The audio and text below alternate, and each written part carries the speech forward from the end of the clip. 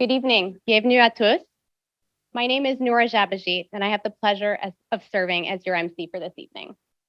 I'm also proud to be a two-time JMSB Concordia graduate and to serve as the Vice President of the Concordia Alumni Association Board of Directors. As with all of our events, I would like to begin by acknowledging that Concordia is located on unceded Indigenous lands. The Gunyanghaga Nation is recognized as the custodians of the lands and waters on which we gather today. Jojage, or Montreal, is historically known as a gathering place for many nations. Today, it is home to a diverse population of Indigenous and other peoples.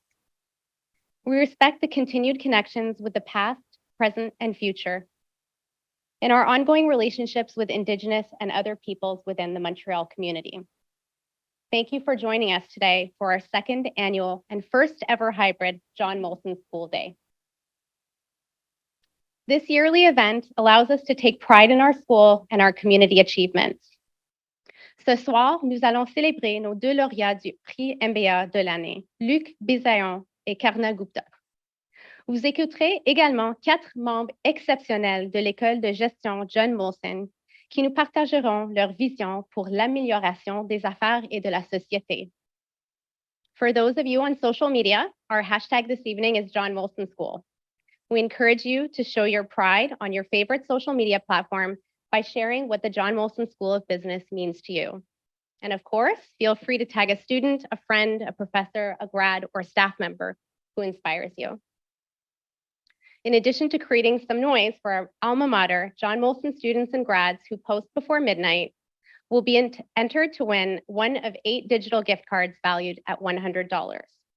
For more information, please visit concordia.ca/John Molson School Day. And now, to kick off this evening's celebrations, it is my pleasure to introduce Anne-Marie Croteau, Dean of the John Molson School of Business, et mon amie, to say a few words. Anne-Marie.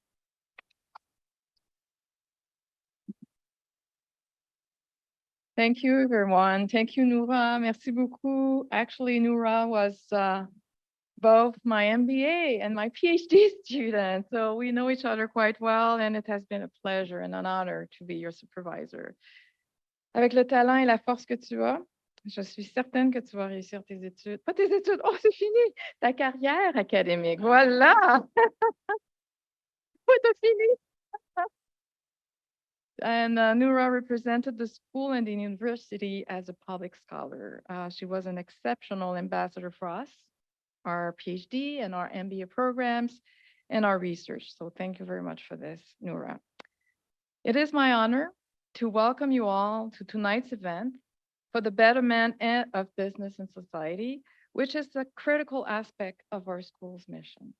This evening is a showcase of how the school is turning research into action. Throughout the planning process of the celebration, I reflected on the meaning of school spirit.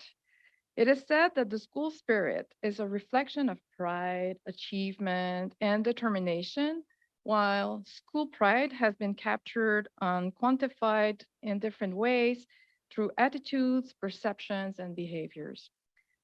From what I perceive or what I observe in the Molson halls every day, school pride is built through the sense of community and belonging. We support our students through the milestone they achieve, and also through a transformative time in their lives. Their career aspirations are nurtured by invaluable services like the Career Management Services, or CMS. Our case competition program for the undergrad and graduate students is known to impact their learning experience. Our modern facilities, study space, classrooms, and collaborative spaces are invaluable benefit of studying at the John Molson School of Business. Our community continues to celebrate exceptional rankings globally for graduate and undergraduate programs. For me, that pride is rooted in the fact that rankings are a reflection of feedback from our alumni. This year, we secured a 5-year reaccreditation by AACSB, which is a reflection of our faculty and staff dedication to keep our curriculum current and relevant.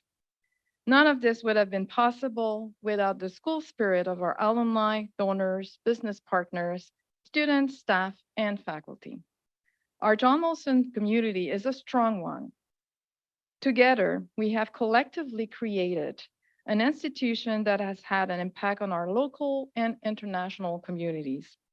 As Dean of the John Molson School of Business, the first female dean, it is an honor to be part of this movement for the betterment of business and society. I want to thank the entire Molson family for their constant support of our school, and more specifically, Eric Molson for his vision. Eric Molson is the one who offered to change our former name from Faculty of Commerce and Administration to the John Molson School of Business, John Molson being his ancestor. Thanks to a major gift donated by the Molson family, the construction of this magnificent building was possible. Eric Molson a été chancelier de l'Université Concordia de 1993. On n'est plus habitué à 1900. 1993 à 2005. Et si vous voulez en savoir davantage sur sa vie, je vous invite à lire le livre écrit par Hélène Antoniou, Sabru, Back to Beer and Hockey. C'est vraiment un business thriller. You'll find out more about the Molson's family. Please read this one. Tonight, it is my privilege to share with you a video from Jeff Molson, son of Eric Molson. Since December 2009, Mr. Molson has been the general partner of CH Group Limited Partnership. He's the president and chief executive officer of CH Group Limited Partnership since 2011, which owns the Montreal Canadiens. Go Habs Go, shall we? Evenco, Équipe Spectra, Jasper Laughs, and the Bell Center. Il est actuellement membre du conseil d'administration de la Molson Coors Brewing Company et agit à titre d'ambassadeur de Molson Coors, représentant la famille Molson dans des domaines stratégiques clés de l'entreprise. Jeff Molson is also a member of the board of Republica Consulting Group. He's a member of the Molson Foundation, a family foundation dedicated to the betterment of Canadian society, St. Mary's Hospital Foundation, and the Montreal Canadiens Children Foundation. Monsieur Molson a également été récemment nommé à l'Ordre du Canada et a été fait chevalier de l'Ordre national du Québec en 2019.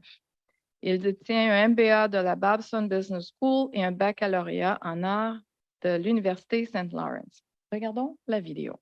Merci. On behalf of the Molson family, I am proud to celebrate John Molson School Day with you. Thank you for taking so much pride in our school. Comme président des Canadiens de Montréal, je comprends l'effort et l'intensité pour avoir une équipe gagnante et je sais que vous l'avez chez vous et je suis fier de vous aussi.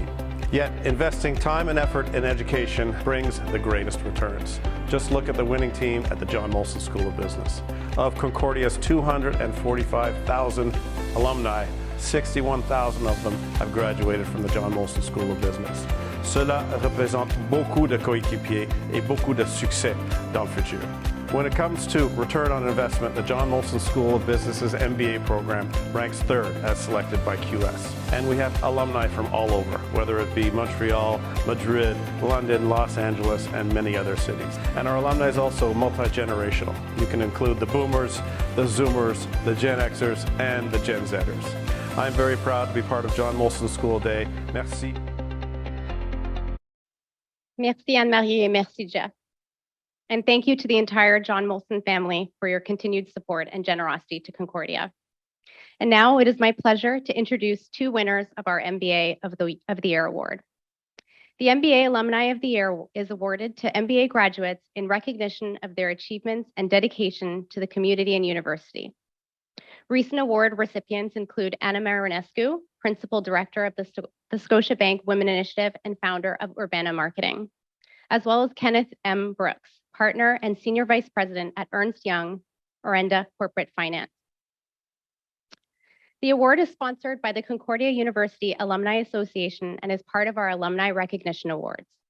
And if I'm not mistaken, David Kierans, the Executive Vice President of the CUA and another proud Concordia graduate, is here with us this evening. Thank you, David. Dans cette vidéo courte, nous allez entendre les témoignages de nos lauréats, Luc Biséon et Karna Gupta. Luc Biséon est le directeur général du groupe des entreprises clientes de RBC. Dans son poste, il gère une portefeuille de clients impliqués dans la distribution, la fabrication, la construction et le transport. Luc et son équipe fournissent aux grandes entreprises privées, dont le chiffre d'affaires atteint ou dépasse 100 millions de dollars, des structures et des produits financiers sophistiqués.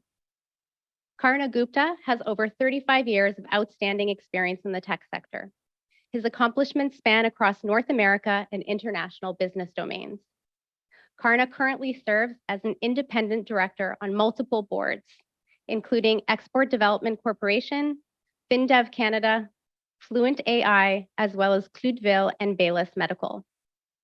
Unfortunately, Karna was unable to be with us tonight, but we will have a chance to celebrate with him later this month when he is on campus. Immediately following our video, Anne-Marie will come forward to make a special presentation this evening. Please have a look at the video.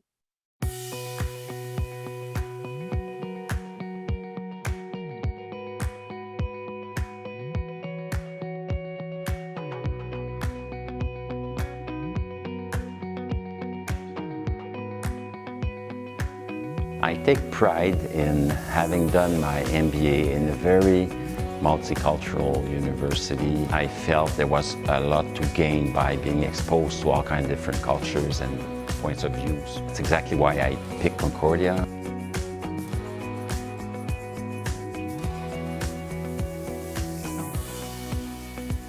Because it was a new school, the cohorts were small. It was a very tight-knit community. You know, in terms of it's a life-changing event for me because I met my partner. I mean, we've been married now almost 45 years.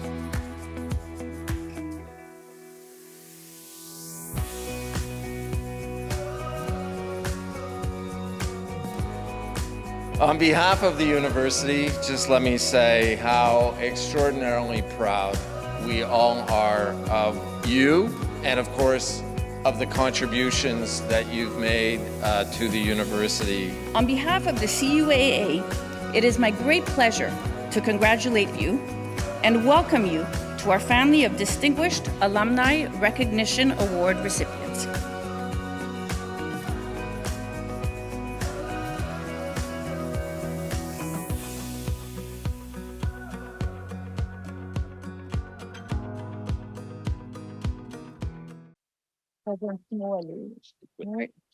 Alors, it is my honor to present to you my very good friend, Monsieur Luc Bisaillon, but I was not part of the selection committee, just to say. As a distinguished recipient of our 2022 MBA of the Year Award, as you saw, Luc has been an integral part of RBC for more than 3 decades. He started his career as an internal auditor in 1981. His unparalleled drive and work ethic would set him on a path for even greater success. As Vice President of Business Financing, Luc played a significant part in growing RBC's $2.5 billion portfolio of highly profitable clients. His remarkable leadership is actually exactly what we hope to cultivate in our students at the John Molson School of Business. As an outstanding volunteer, Luc has tirelessly offered his support to many not-for-profits and organizations. He has been one of the strongest advocates in our province to promote the value of an MBA degree, and we are very grateful for this. En tant qu'ancien, tout récemment, président du conseil d'administration de l'Association des MBA du Québec, Luc a contribué à faire passer l'association à un niveau supérieur. Il a fait très attention pour que l'école de gestion de John Molson soit plus présente au sein de l'association des MBA, et merci beaucoup pour ça. Dans ce rôle, il a créé de la valeur pour la communauté des affaires et a développé des liens entre les universités du Québec et avec les universités. Il a également été le fer de lance dans une nouvelle ère pour l'association en mettant l'accent sur l'inclusion. Très important. Under his visionary direction, the association began a strategic planning process to better reach its membership. The association launched a bilingual website and created an important diversity and inclusion committee in 2020. Luc is also a great advocate for the John Molson School of Business, and we at Concordia are honored to have had his support over the years. In 2019, do you remember? Yes. You served as a keynote speaker for the Beta Gamma Sigma ceremony. Your speech focused on the importance of fair business practices and transformational leadership. Le dévouement de Luc pour le sport amateur a également été reconnu par le gouvernement du Québec. L'année dernière, il s'est vu décerner le prix Dollard-Morin. Ce prix représente la plus haute distinction au Québec en ce qui concerne le sport et le bénévolat. Félicitations, bravo, bravo. Having you accepting our honor and having you tonight with us confer great prestige on Concordia. Luc, we take great pride in being associated with you. Please join me in welcoming Luc, but most importantly, we now have the award for you. So we'll take the photo. Do you want us to be on the stage?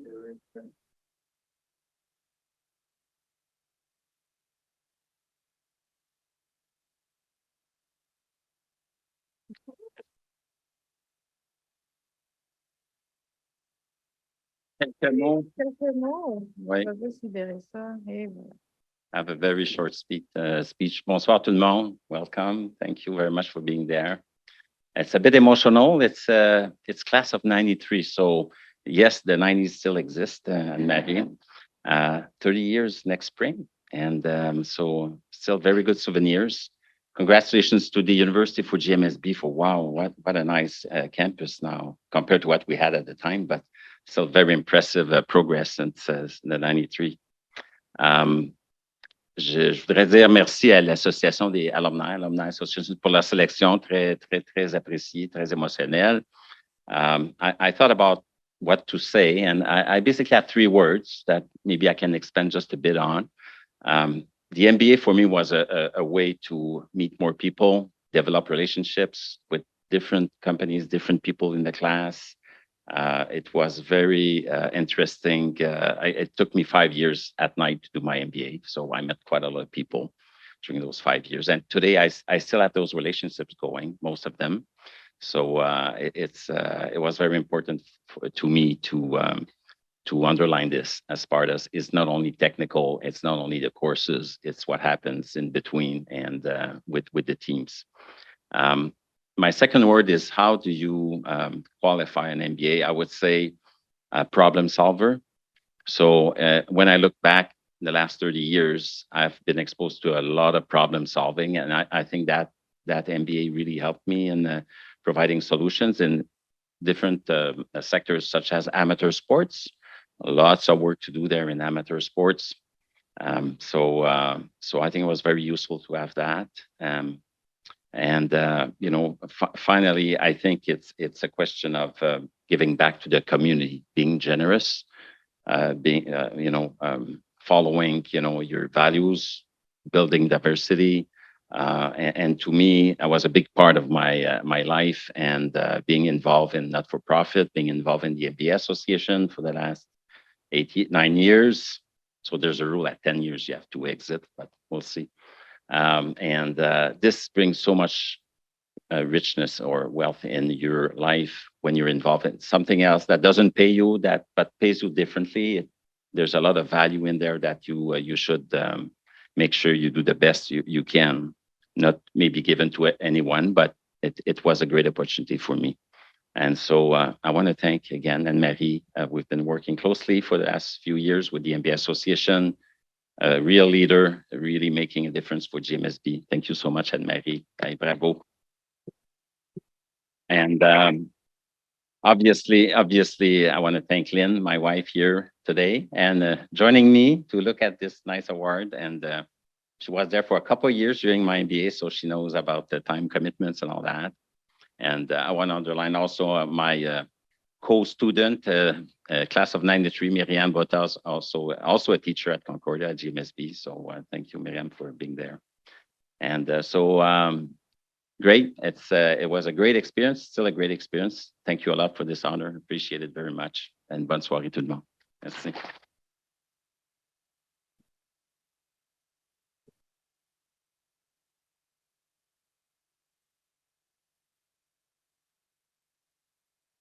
Merci beaucoup, Luc, and congratulations to you and Karna.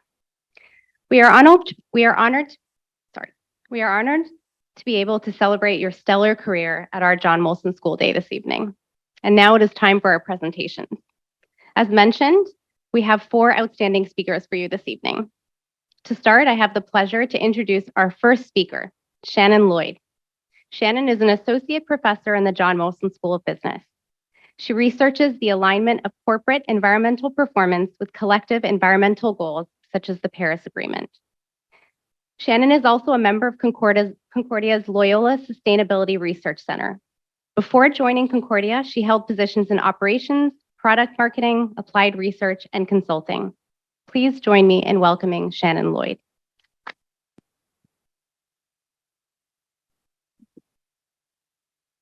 Bonsoir. Congratulations, Luc, and thank you.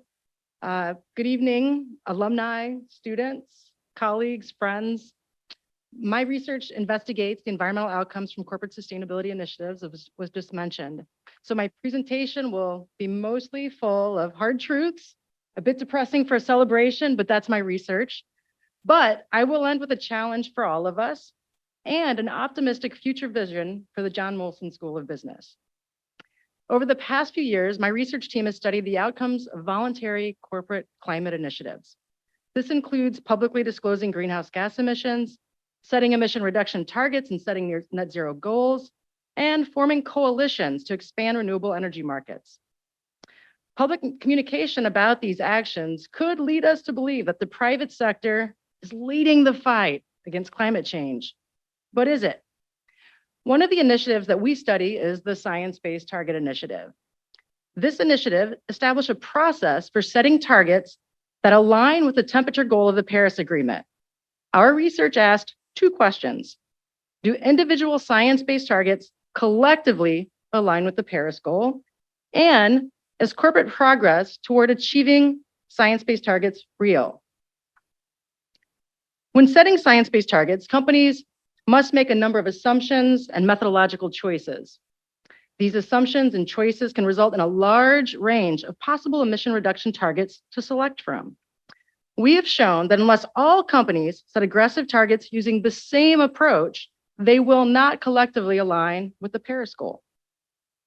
Furthermore, all companies are not setting targets.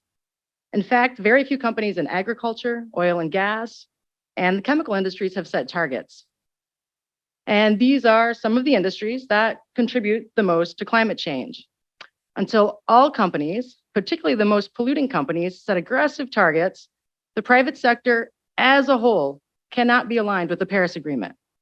And of course, setting targets is just the first step. We also need companies to meet their targets.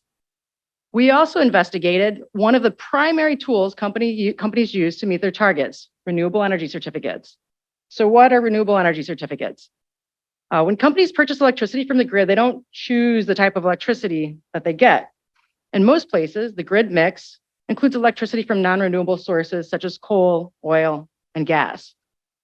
Rather than claim the greenhouse gas emissions from this mix, companies purchase the rights to claim renewable energy produced elsewhere and then claim zero emissions. This is allowed because of an assumed theory of change linking corporate procurement of renewable energy certificates to increased renewable energy production that ultimately reduces emissions. Unfortunately, renewable energy certificates have had limited contribution to renewable energy generation and do not equate to substantial emission reductions. In fact, our research showed that companies' current use of renewable energy certificates allows them to overstate their emission reductions by 40%. This is just part of a growing body of research that shows current policy and voluntary initiatives are not enough. The global average temperature has already increased 1.2 degrees above pre-industrial levels. We are, as we all know, experiencing more devastating hurricanes, floods, droughts, wildfires, water scarcity, food insecurity, and species loss. The Paris goal of staying within 1.5 degrees is quickly slipping away. Current projections are that we will hit somewhere between 2.5 and 3 degrees by the end of this century. Remember, each additional fraction of a degree means more damage to nature and to humans. Despite this reality, the corporate discussion around climate change tells a different story, that business is doing its part with science-based targets, net zero targets, and other related initiatives. What I have learned through my research is that we cannot simply add sustainability initiatives to legacy economic and business paradigms and expect radically different outcomes. So what can we do? I would argue that if we want to build an equitable and just climate future, we need radical reform. Here are some ideas starting from least to most radical. First, voluntary environmental programs may be less costly and more flexible, but their contribution to environmental sustainability has been modest at best. Instead, they often delay environmental regulation and therefore delay environmental progress. In short, voluntary programs are no substitute for conventional government regulation. If we are serious about reducing greenhouse gas emissions, we need regulation. Second, we cannot reconcile economic growth and environmental sustainability. The current sustainable development paradigm is that we can have it all. We can have universal, unlimited economic growth while also solving, for example, the climate crisis. In this paradigm, we keep looking to a future where we decouple economic growth and environmental impact. Unfortunately, our growth-oriented economy emphasizes consumption. So when technological advances improve efficiency, we simply produce more. This prevents us from realizing the reductions in resource use and pollution that we need. So if we are serious about addressing climate change, we need to prioritize environmental sustainability over economic growth. Third, our consumption is a major part of the problem. It is clear those who consume more have a larger contribution to climate change. And those who have less, particularly those from the global south, will continue to experience the worst impacts of climate change.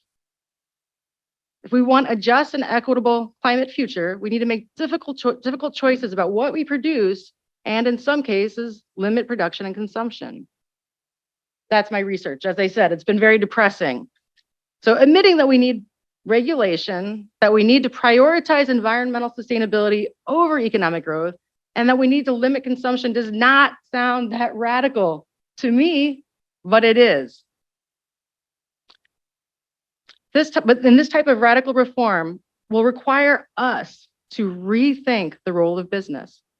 Should business primarily exist to sell more, increase profits, and generate returns to shareholders, or could business primarily exist to solve societal problems? What would business look like if we admit that voluntary initiatives are not enough? If we admit that we cannot achieve both unlimited economic growth for all and climate stability? If we admit that we in the global north, we in Canada, consume more than our fair share, what would business look like? I think this is our problem to solve. Because if not us, then who? So as business educators, students, and leaders, we need to embrace those realities and transform the business space. We need to figure out what a competitive business is in an equitable and just climate future. We then need to educate our students and lead our businesses accordingly. I personally look forward to future celebrations where we recognize members of the John Molson School community who develop radically new business models that transform our economy and facilitate a just end to this climate crisis. Thank you. Merci.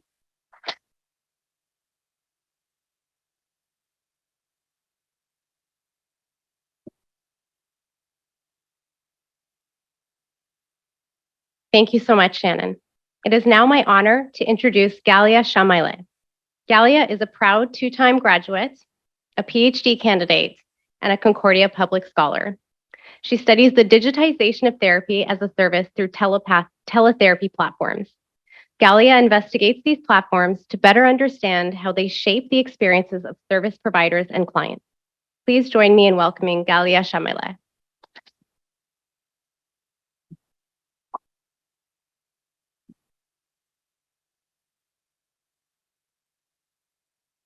Good evening. I have slides.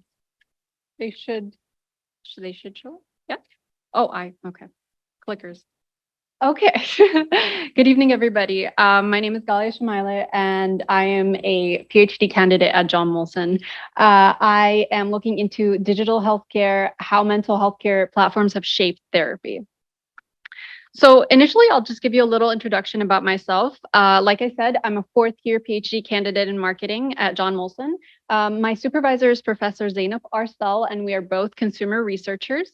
As Nora said, I'm a public scholar in the cohort of 2022-2023. I'm also an alumna of both. I did my MSc here, so I am already an alumna, and hopefully going to be an alumna when I graduate from my PhD. Okay, so let's dive into the context of my research.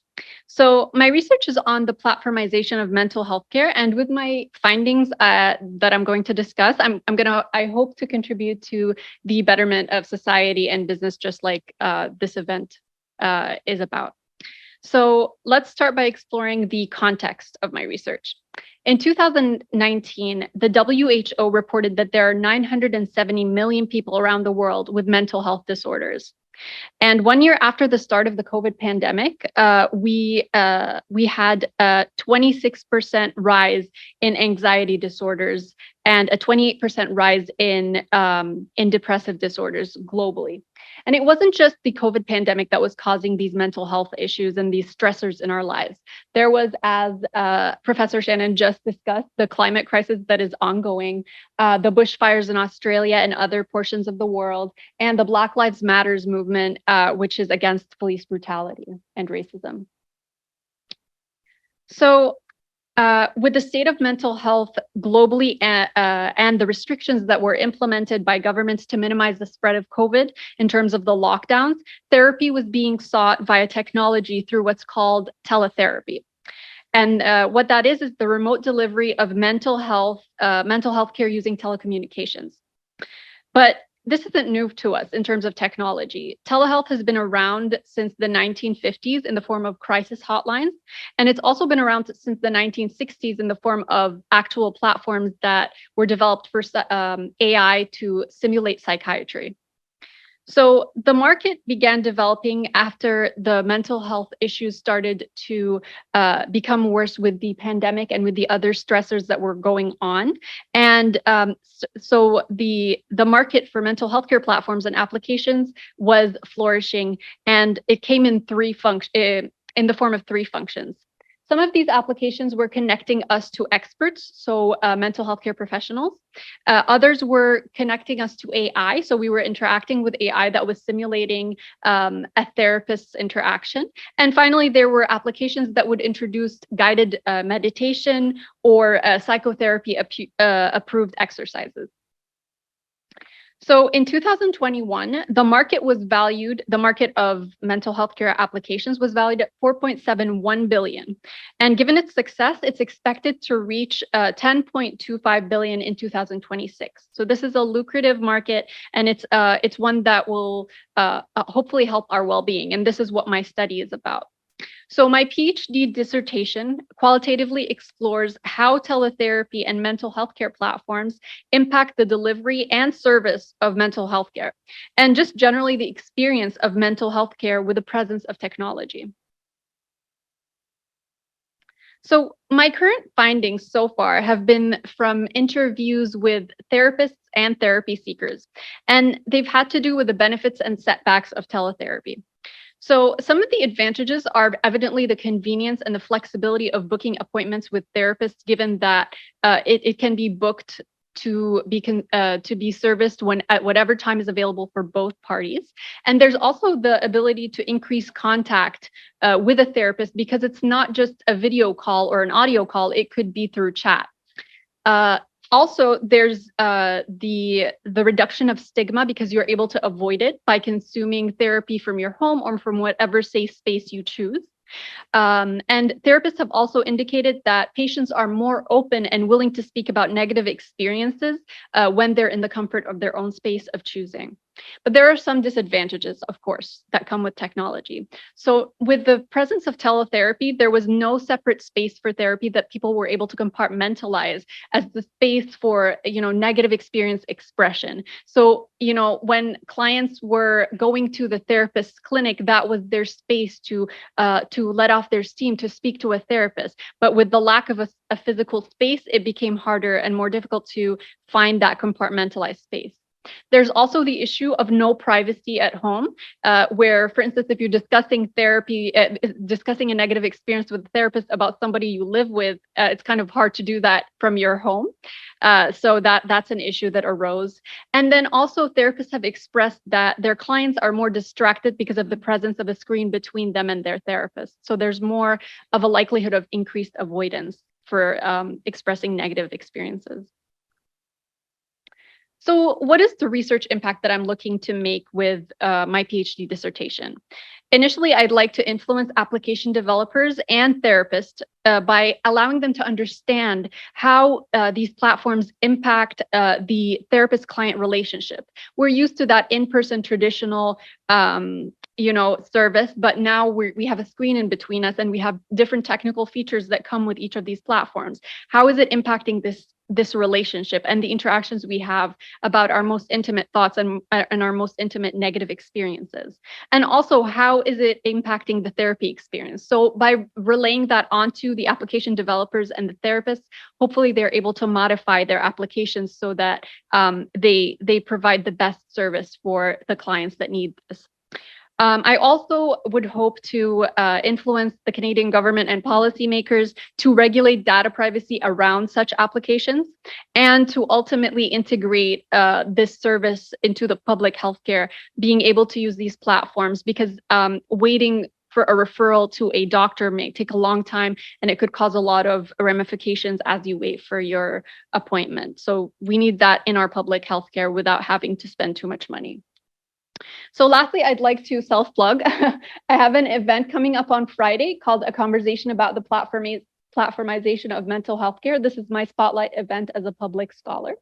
And it's a discussion panel with a few mental health care experts that come from different sides of the market. And if you scan the QR code, you can register now for the event if you're interested. So thank you so much.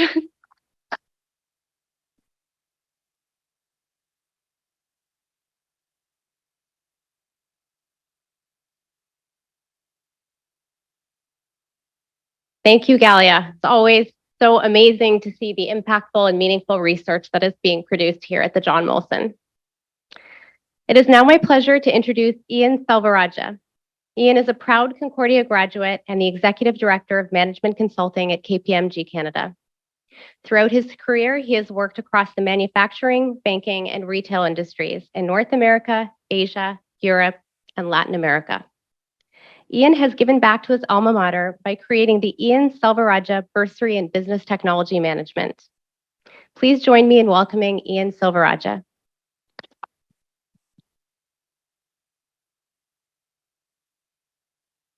Thank you very much, and congratulations again, Luc. So thank you so much for having me here. It's a pleasure to be here. I seem to have lost some of the formatting on my slides. That's okay. So the topic today I want to cover, we'll take it a little bit more. We talk about circles of influence, so macro and micro. So wanted to frame this with covering diligence, innovation, courage, and enthusiasm in order to create a better world. So very quick about me. Came to Canada when I was 2 years old as an immigrant with my parents from Sri Lanka. Proud graduate of the John Molson School of Business here in MIS, as it was called back then. Co-op program, case competitions.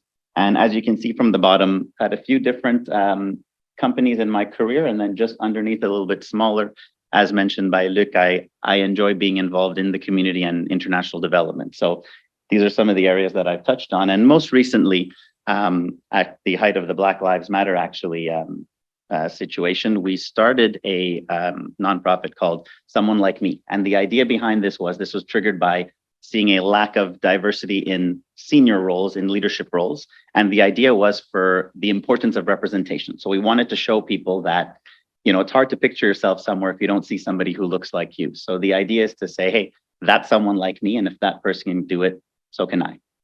So the pillars of someone like me are, again, diligence, innovation, courage, and enthusiasm. For those of you that like acronyms, I remember that with DICE. So starting off with diligence. So diligence is working hard, and of course, as good immigrant kids were taught, work hard, persevere, and then you're gonna make it, and that's what it takes.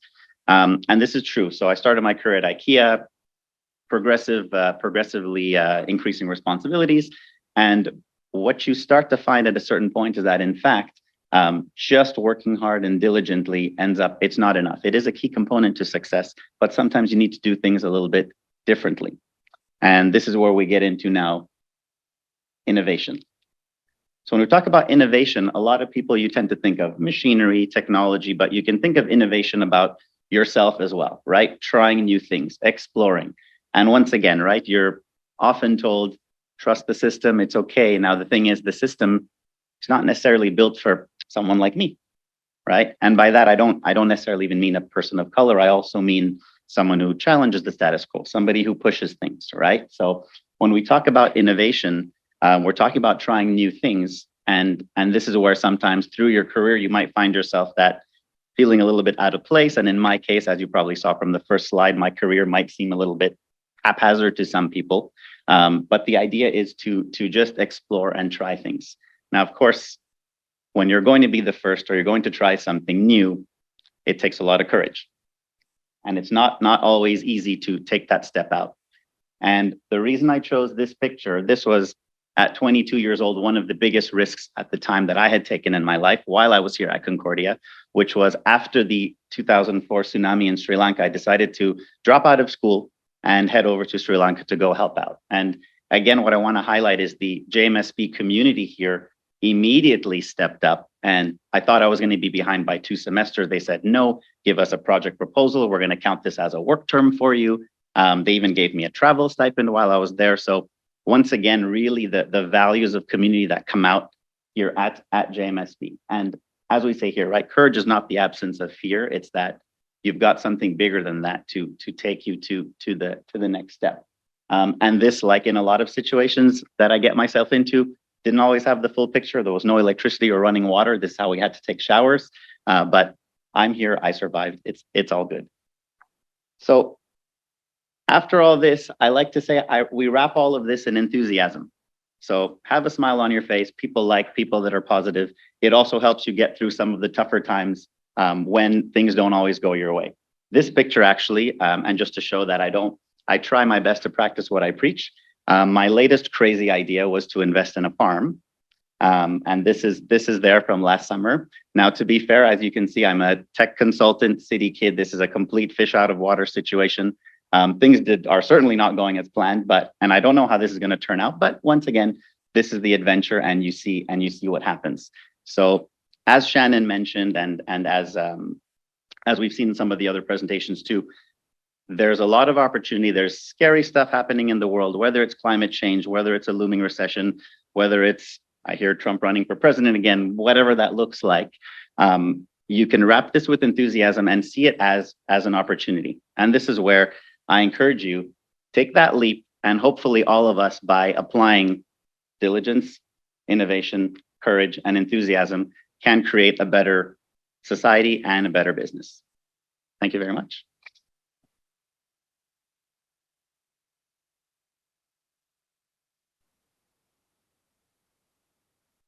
Thank you, Ian, for sharing your journey and unique experience with us.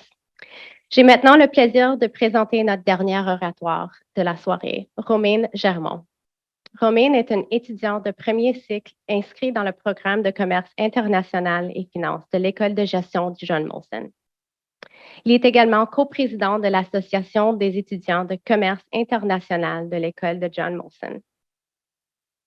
Veuillez vous joindre à moi pour accueillir Romaine Germont.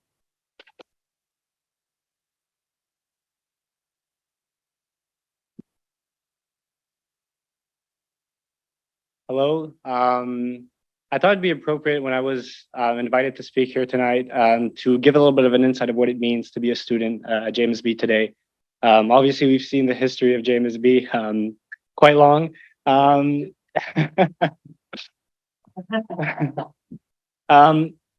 give a little bit of maybe, background on who I am, where I come from. I'm French. Both my parents are French. I was born in Paris. I was very, very fortunate to travel in most of my early life. I lived in Houston, Texas. I moved from France when I was about 5 or 6.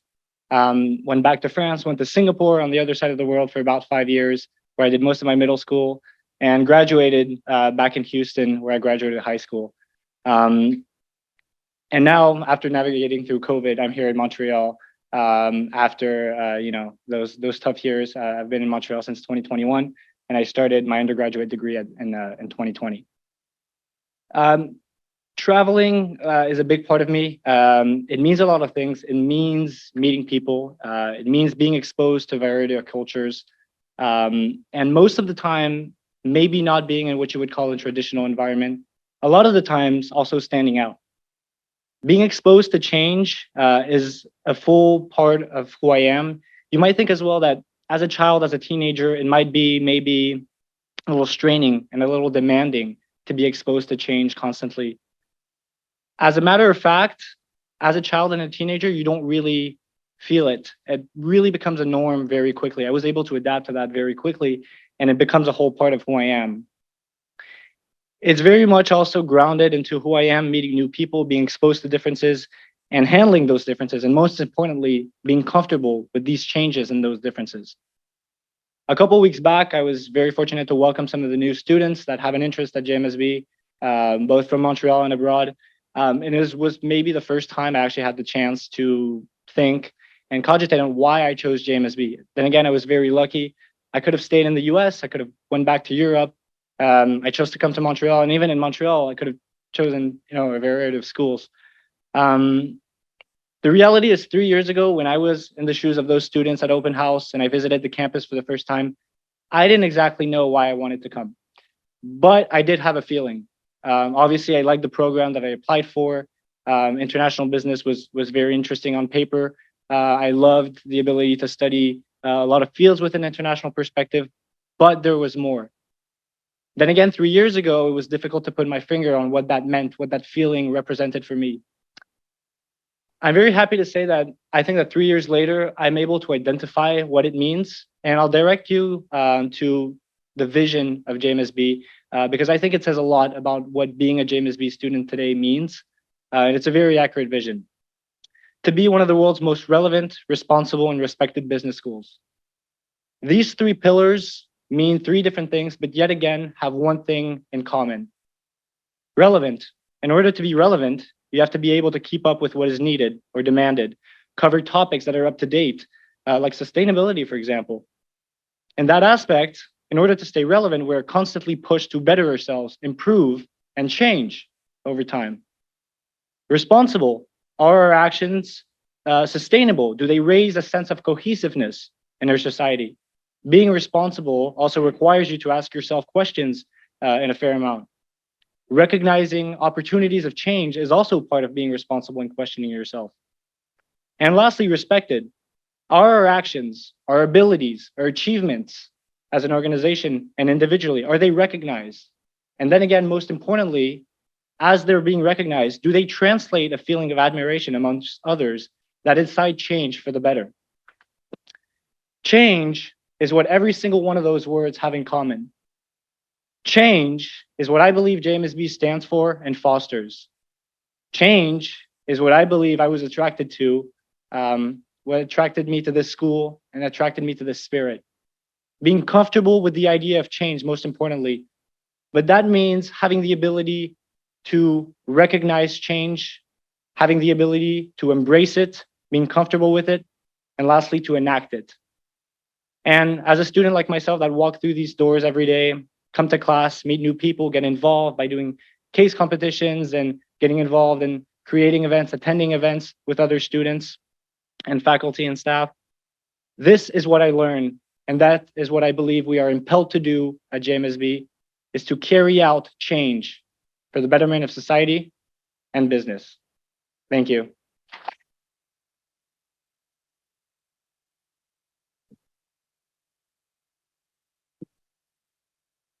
Thank you, Romain. And thanks again to our 4 outstanding speakers for sharing their time, expertise, and passion with us. It was fascinating and enlightening from start to finish. Thank you again. It was also wonderful to have the opportunity to recognize an outstanding member of our MBA community. Congratulations again, Luc. Your presence here this evening is a great way to end our special day. I also want to thank our wonderful audience, both online and in person, for attending this evening's celebrations. You helped make John Molson Day a wonderful success. For those who are attending in person, we hope that you'll join us for some refreshments and move with us to continue this conversation this evening. Thank you again and happy John Molson Day. Merci et bonne fin de soirée.